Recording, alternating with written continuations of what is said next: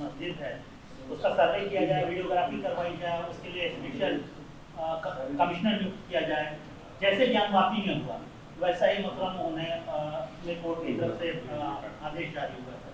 इसको कैसे देखते हैं?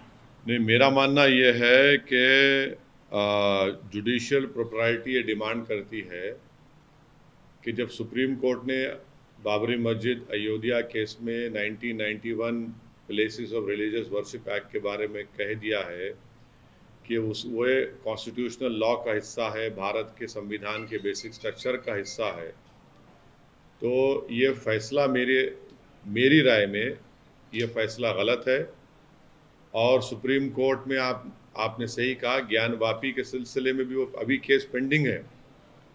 तो मेरी गुजारिश वहाँ के ज़िम्मेदारों से है कि फ़ौरन सुप्रीम कोर्ट में जाकर इस सर्वे के ऑर्डर के ख़िलाफ़ सुप्रीम कोर्ट में अपील करें, क्योंकि ये 91 एक्ट के ख़िलाफ़ है। सुप्रीम कोर्ट ने जो फैसला दिया था बाबरी मस्जिद राम मंदिर के केस में उसके भी ख़िलाफ़ है। और जुडिशियल प्रोप्राइटी डिमांड करती है कि सुप्रीम कोर्ट ने उस केस में ये कहा था बाबरी मस्जिद के राम मंदिर केस में कि कंट्रोवर्सी इरप्ट होंगे।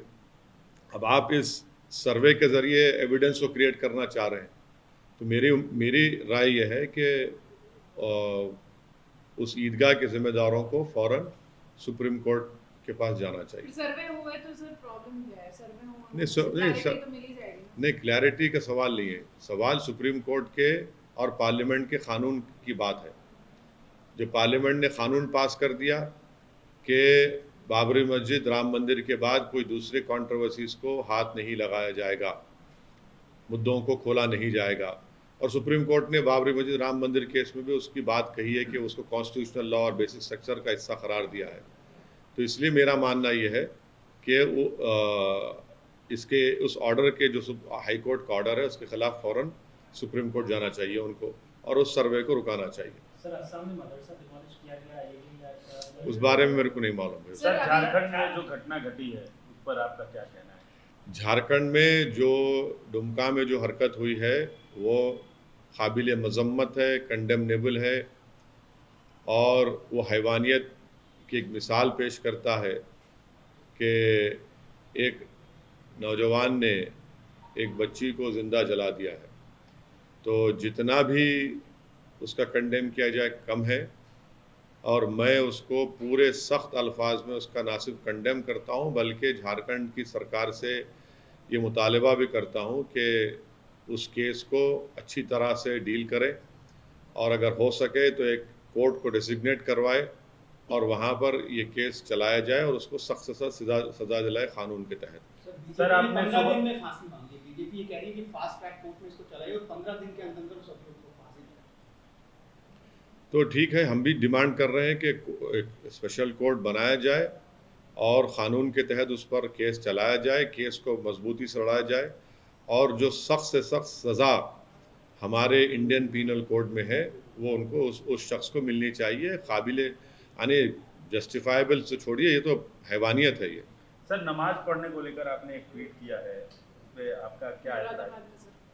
देखिए, आप लोगों को थोड़ी जानकारी होगी, अगर नहीं है तो मैं बताना चाहूँगा कि 1980 में इस गांव के ज़िम्मेदारों ने इस बात को तय किया था कि जुम्मे की नमाज एक पर्टिकुलर घर में अदा की जाएगी।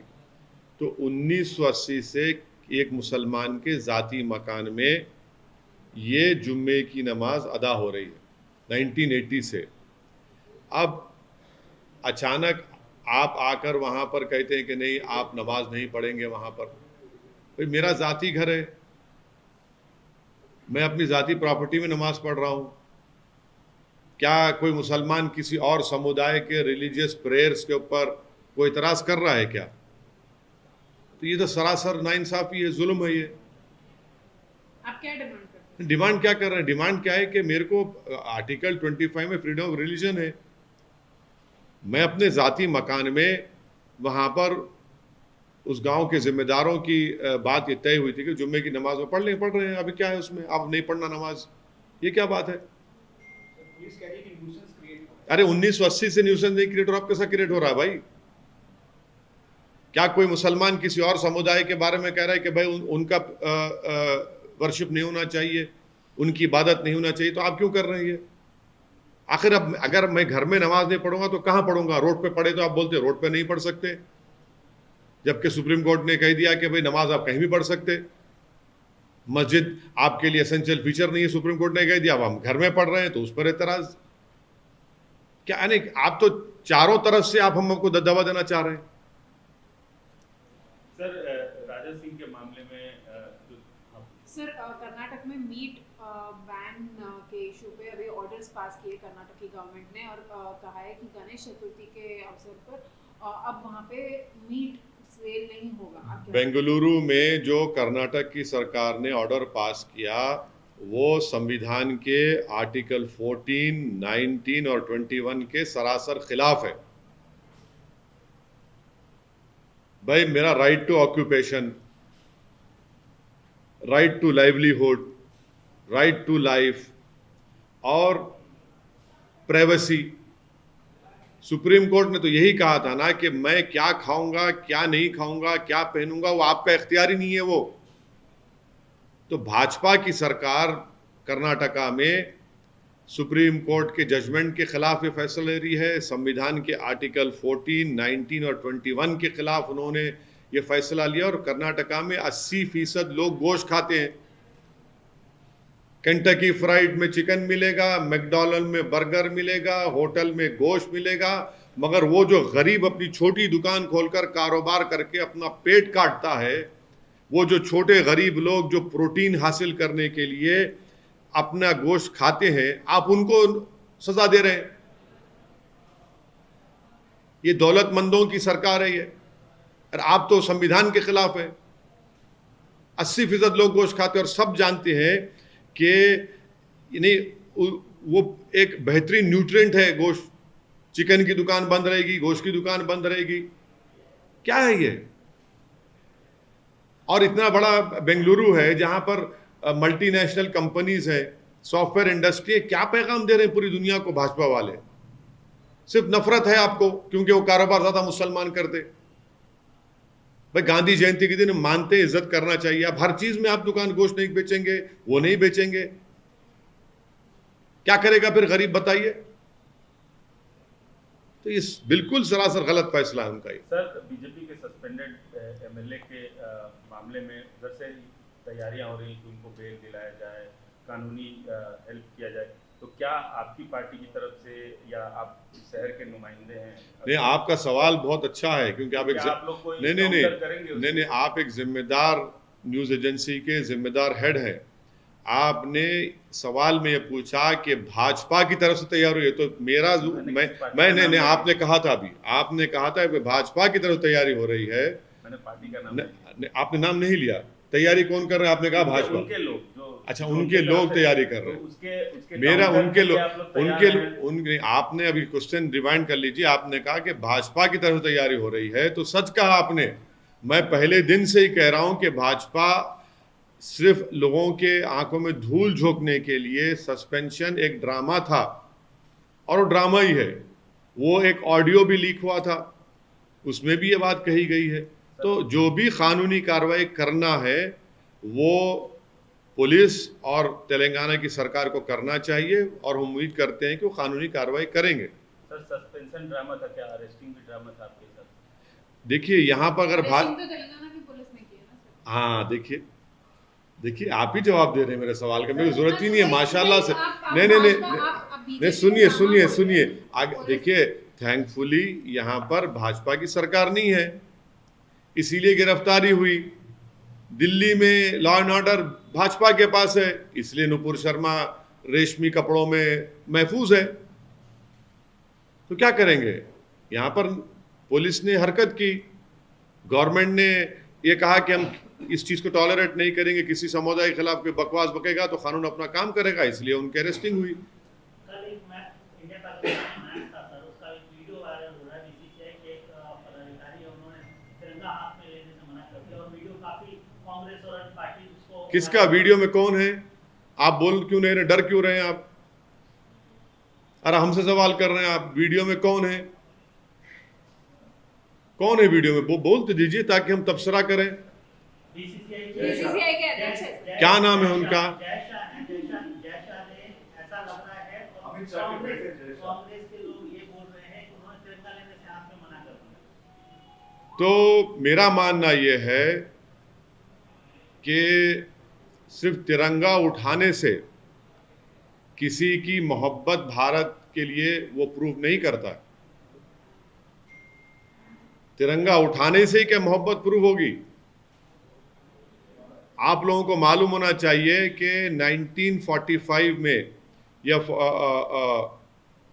एक कांग्रेस का सेशन हुआ था जिसमें राष्ट्रपिता महात्मा गांधी जब वंदे मातरम पढ़ा जा रहा था तो महात्मा गांधी नहीं उठे, नहीं खड़े हुए।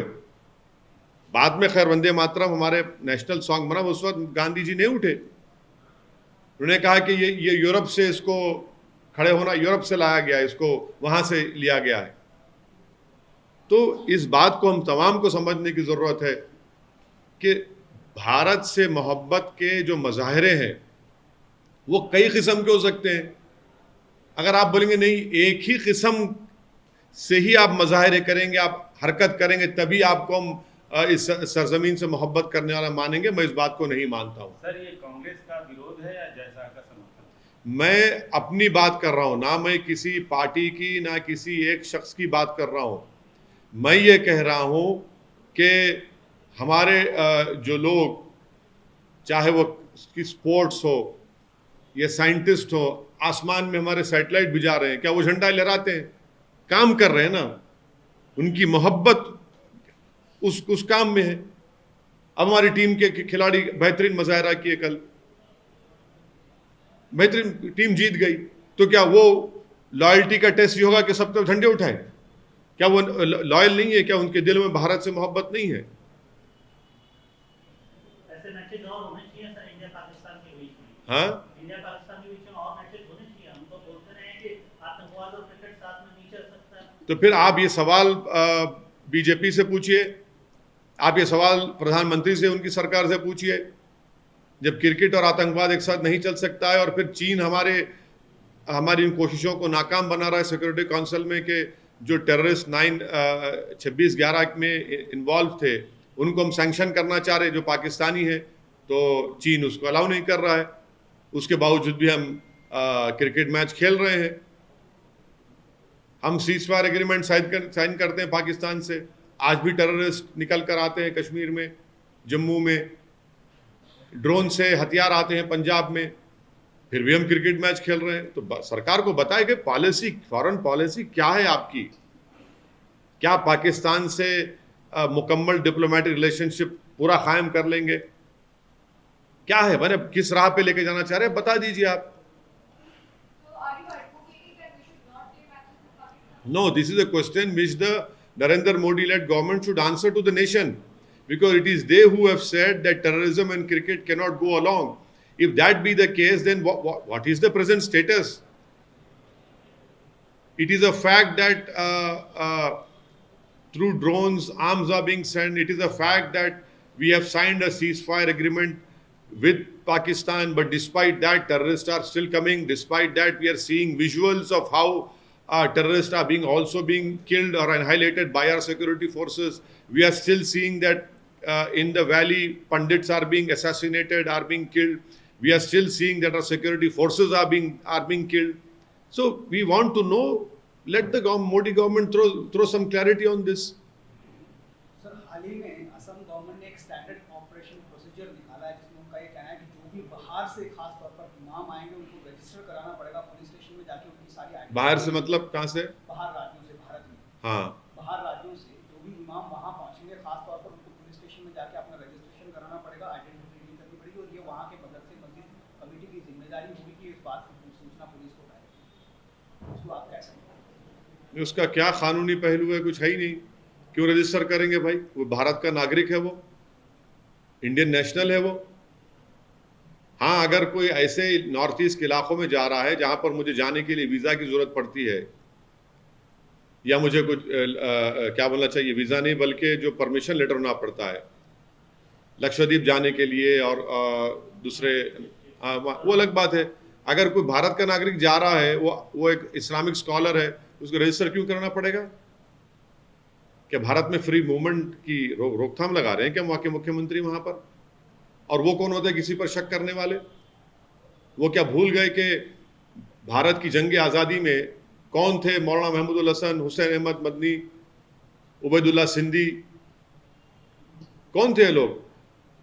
इतने बड़े आलिम दीन ने भारत को अपनी जानें अपनी जेलों में रह रहकर, माल्टा की जेलों में रहकर भारत को आज़ादी दिलवाई, और हम 75 साल का आज़ादी का जश्न मना रहे हैं। और अब उसी आलिम दीन को, उसी स्कॉलर को आप कह रहे हैं कि तुमको अगर आसाम आए रजिस्टर करना पड़ेगा। क्या हम खराज अकीदत पेश कर रहे हैं जो 75 साल की आज़ादी मना रहे हैं? हम क्या पैगाम दे रहे हैं उन मुजाहिदीन आज़ादी को जिसमें आलिम दीन थे, जिन्होंने अंग्रेज़ों के खिलाफ जिहाद का फतवा दिया कि भाई अगर आप इस प्रदेश में आएंगे तो रजिस्टर करना पड़ेगा। सरकार का तर्क ये है कि बाहर से आने वाले लोग आतंक फैलाते हैं। कौन से बाहर के लोग? क्या? अरे भाई अब ये बताइए, जितने वहां पर जो मिलिटेंट ऑर्गेनाइजेशन है, क्यों बाहर के लोकल हैं वो, जिन पर सरकार ने उन पर पाबंदी आयत लगा दी, जो बांग्लादेश में बैठे हुए हैं? उल्फा कहाँ की है? वो टेररिस्ट ऑर्गेनाइजेशन है, आपने पाबंदी लगा दी, मगर ये तो नॉर्मल ह्यूमन बीइंग है, इसका कोई ताल्लुक ही नहीं है। कोई ऑर्गेनाइजेशन को अगर आप बैन कर रहे हैं तो समझ सकते बात को। कोई इस्लामिक स्कॉलर है, कोई मौलाना है, कोई आलिम दीन है, कोई मुहद्दिस है, कोई मुफ्ती है, बाहर से आएगा तो क्या उसका वो करेंगे? क्या गलत है ये बिल्कुल। मदरसों पे आरोप लग रहे हैं सर। क्या मदरसों पे आरोप? ये तो झूठा आरोप है, झूठा आरोप है। आप पूरे मदरसों को बदनाम कर देंगे क्या? कितने मदरसों को बदनाम करेंगे आप?